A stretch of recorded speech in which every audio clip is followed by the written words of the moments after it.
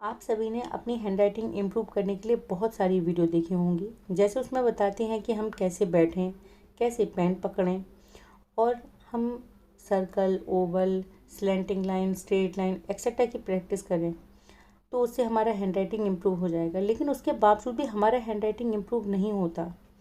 Actually हम observe नहीं करते हैं, हम लिखते समय ऑब्ज़र्व ही नहीं करते कि हम किस तरीके से लिख रहे हैं, इसलिए हमारा हैंडराइटिंग गंदा हो जाता है। आज की मैं वीडियो में यही बताऊंगी कि अपने हैंडराइटिंग को हम किस तरीके से ऑब्ज़र्व करें, हम अपनी स्पीड कैसे बढ़ाएं। राइटिंग को अगर हम कर्सिव में लिख रहे हैं तो कर्सिव में लिखने के साथ साथ हम किस तरीके से अपनी स्पीड भी बढ़ाएं। अगर हम राइटिंग में नहीं लिख पाते हैं, कर्सिव में नहीं लिख पाते हैं, तो हम उसको किस तरीके से लिखें। इसी तरह की मैं वीडियोज़ अपने चैनल पर डालती हूँ, आप मेरी वीडियो को ज़रूर देखिए।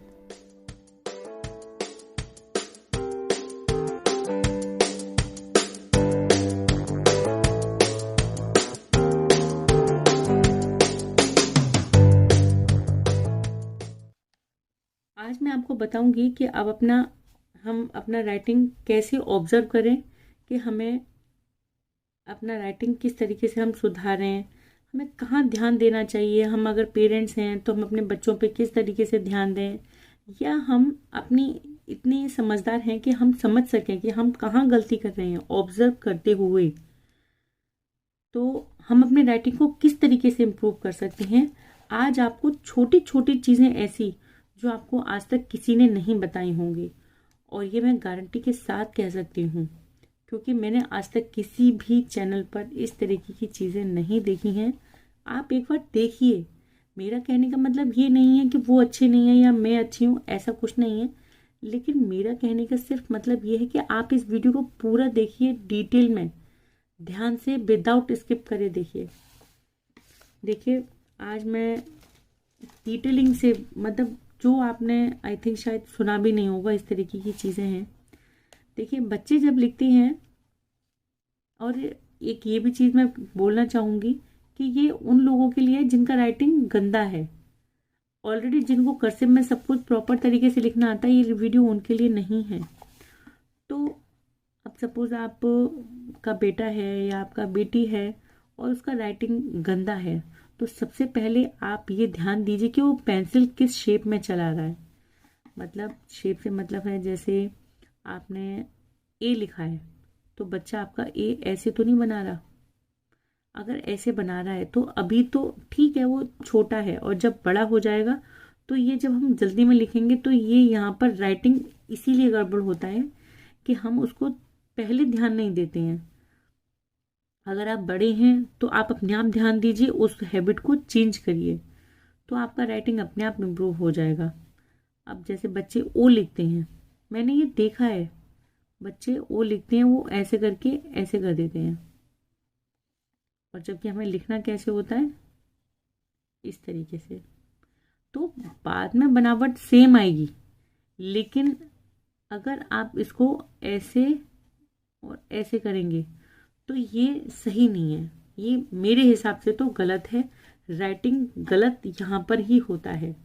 जब आपने ये लिखना स्टार्ट किया तो आपको इन फ्यूचर नहीं मालूम, जब आपको स्पीड में लिखना होगा तो आपकी हैबिट किस तरीके की हो जाएगी लिखने की। तो ये छोटी छोटी चीज़ें होती हैं जो हमें ध्यान देनी चाहिए कि बच्चे किस तरीके से पेंसिल चला रहे हैं, किस तरीके से शेप बना रहे हैं। तो ये सारी चीज़ें होती हैं। यहाँ पर ये ऑब्जर्व करने वाली बात हो जाती है कि हम किस तरीके से ऑब्जर्व करें। तो अब यहाँ पर मैं आपको कुछ ऐसे शब्द बताऊंगी जो बच्चे अक्सर गलती करते हैं, और साथ के साथ कर्सिव राइटिंग में अगर आप नहीं लिख पाते तो हम किस तरीके से लिखें, क्योंकि अगर आप हर एक शब्द को अलग अलग लिखेंगे तो इसमें हमारा टाइम बहुत ज़्यादा वेस्ट हो जाता है। अगर आप इसी, जैसे मैंने लिखा हर एक शब्द को अलग अलग, अब मैं इसी को इस तरीके से लिखूंगी तो ये हमारा जल्दी लिख जाएगा। और इसको आप ये समझने की कोशिश करिए कि हमने एक बार लिखा, पॉइंट अपना पेंसिल उठाई, फिर दूसरा लिखा, फिर पेंसिल उठाई, फिर तीसरा लिखा, फिर पेंसिल उठाई, तो ऐसे ऐसे करके हमारी कितनी इन टोटल हमारी सपोज 2 से 3 सेकंड भी जाती हैं पूरा ये लिखने में, एक्टिव लिखने में हमारी 2 से 3 सेकंड जाती हैं, और आपने पूरा पेज लिखा है, तो आप उस चीज़ को काउंट करिए कि ऐसे पूरा एक पेपर लिखने में, पूरा एक पेज लिखने में हमारा लगभग 1 से 1.5 मिनट हमारा वो हो जाता है, खत्म हो जाता है। इसको हम स्पीड में लिख पाएंगे और इसको हम स्लो लिख पाएंगे, इसीलिए बच्चों की स्पीड भी अच्छी नहीं होती है। स्पीड हम कैसे अच्छी करें, ये चीज़ कुछ एक आपने अंग्रेजों का पहले जब उन्होंने डिवाइड एंड रूल जो किया था, तो वही चीज़ हमें यहाँ पर करनी है। अब वो कैसे अप्लाई करनी है ये आपको मैं आज बताऊंगी।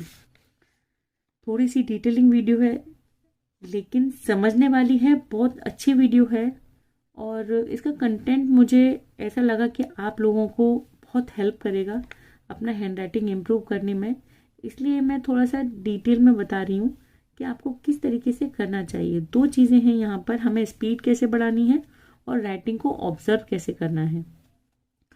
तो ये देखिए, अब आप पहले एक तो ये चीज़ समझिए कि अगर आपका बच्चा कर्सिव में प्रॉपर पूरा नहीं लिख पाता है तो कोई बात नहीं है, और इस तरीके से हमें नहीं जाना, तो हमें बीच का रास्ता अपनाना होगा। सपोज आपने ये लिखा ए टी आई, अब यहाँ पर बच्चे क्या करते हैं, यहाँ पर ये वी को एक साथ नहीं बना पाते इस तरीके से, तो अब उसके लिए क्या करेंगे, उसके लिए यहाँ पर हम ब्रेक दे देंगे, तोड़ देंगे। ए टी आई, अब यहाँ पर स्टॉप करके ये लगा के वी और ई, चाहे तो ऐसे लिख लो, चाहे इसको मिलाकर इसके साथ ऐसे लिख लो।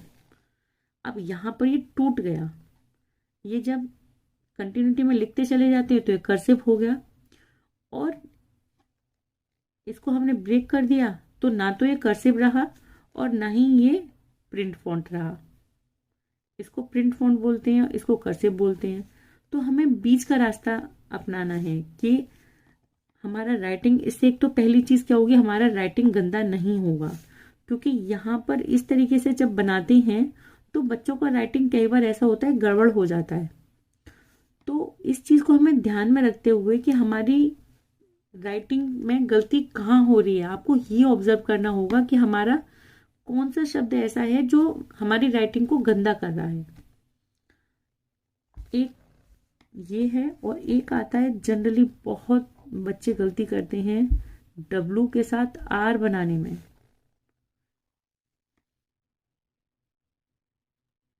WRITING,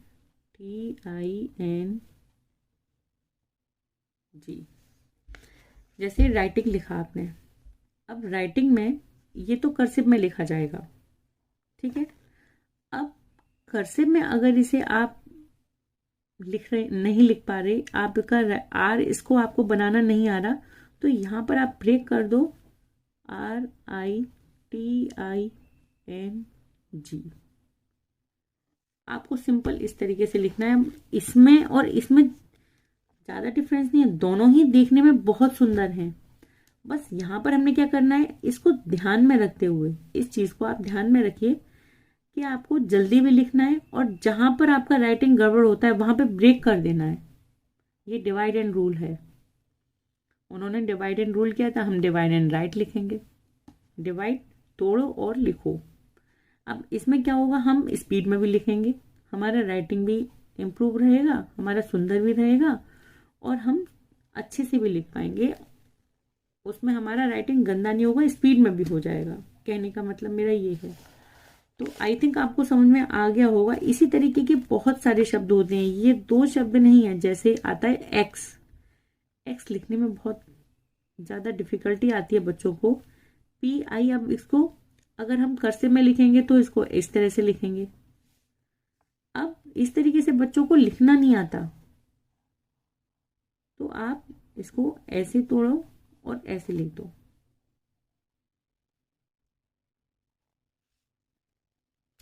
इस तरीके से आप करेंगे तो बहुत इजीली आपका राइटिंग इम्प्रूव भी हो जाएगा। जैसे एक्सटेंड, ई एक्स, अब इसके साथ ई के साथ में एक्स कैसे लिखेंगे, कर्सिव में लिखेंगे इस तरह से।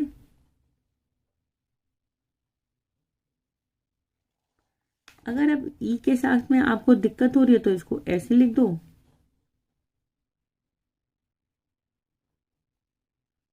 ऐसे लिख दो। तो ये जो राइटिंग है बहुत इजीली हो जाता है और बहुत अच्छा मतलब बहुत अच्छा हो जाता है राइटिंग। हमें राइटिंग ये ज़रूरी नहीं है ना कि हमें बहुत सुंदर ही करना है, या बहुत सारी चीज़ें होती है। राइटिंग मेरे हिसाब से ऐसा होना चाहिए कि आपका राइटिंग देखने में अच्छा लगे और वो रीडेबल हो। अगर आप लिखेंगे कुछ और समझ में कुछ और आएगा तो वहाँ पर आपके मार्क्स भी कट जाएंगे। और जो आप लिखेंगे जैसा आप लिख रहे हैं और वो सामने वाला वैसा पढ़ रहा है तो आई थिंक वो राइटिंग भी अच्छा है। अब आप जितनी ज़्यादा से ज़्यादा इन चीज़ों की प्रैक्टिस करेंगे उतना ही राइटिंग आपका सुंदर हो जाएगा। तो बस यही चीज़ें हैं छोटी छोटी जो आपको ध्यान में रखनी है। एक एक आता है, मैं आपको अब यहाँ पर बता देती हूँ कौन कौन से शब्दों में दिक्कत आती है। वी के साथ में दिक्कत आती है, एक्स तो मैंने बता ही दिया, आर, और बहुत सारे जैसे आर के साथ में हमें एक्स, आर एक्स, ये आई गया, और डब्लू, क्योंकि ये शब्द ऐसे हैं कि इनको कंटिन्यूटी में लिखेंगे हम तो कहीं ना कहीं हमें गड़बड़ होती है। एक चीज़ और, कई बार बच्चों को टी लिखने के बाद ये लगाने की हैबिट होती है, वो पूरा नहीं लिखते हैं, वो पहले ही ये कट लगाते हैं। तो वहाँ पर भी ठीक है, कोई दिक्कत नहीं है, आप इस तरीके से कर सकते हो। जैसे TION, मैं तो ऐसे करती हूँ, जैसे आपने लिखा TION, एक कर्सिव में इस तरीके से करते हैं। लेकिन बहुत से बच्चों का क्या होता है कि वो पहले लिखें TI और फिर ये लगा के ON, इस तरीके से उनकी हैबिट होती है। तो आप इस तरीके से भी कर सकते हो, क्योंकि कई बार बच्चे भूल जाते हैं कि हमें इसके ऊपर पॉइंट लगाना है या कट लगाना है। तो अगर आप पहले भी लगाते हो तो भी चलेगा। तो ये सारी चीज़ें हैं, आप ऑब्जर्व करिए, लिखते समय आप ऑब्जर्व करिए। मैंने एक वीडियो भी शेयर की थी कि हम अपनी राइटिंग को किस तरीके से ऑब्जर्व करें, तो वो भी मैं उसकी लिंक डाल दूंगी। वो मेरी हिंदी में थी, हिंदी के हैंडराइटिंग को हम किस तरीके से ऑब्जर्व करें। तो हिंदी और इंग्लिश दोनों की ही हैं, सॉरी। तो मैं दोनों की ही वीडियो आपको शेयर करूंगी, अपने डिस्क्रिप्शन बॉक्स में उन दोनों का लिंक दे दूंगी। आप उनको भी देखिएगा तो आपको अच्छे से समझ में आ जाएगा कि मैं क्या कहना चाह रही हूँ। तो और आपको अच्छे से समझ में आएगा। अगर कुछ चीज़ समझ में नहीं आई है तो आप प्लीज़ उसे कमेंट सेक्शन में लिखिएगा। मैं कोशिश करूँगी, पूरी पूरी कोशिश रहती है मेरी कि मैं आपके सारे डाउट्स क्लियर करूँ। आज के लिए इतना ही। आप इस चीज़ की प्रैक्टिस करिएगा। अगर आपको कोई चीज़ समझ में नहीं आती है तो मैं फिर आपसे रिक्वेस्ट कर रही हूँ, तो आप कमेंट सेक्शन में लिखिएगा। Okay, thank you, take care, bye bye. मिलते हैं हम अपनी नेक्स्ट वीडियो में फिर किसी नए टॉपिक के साथ।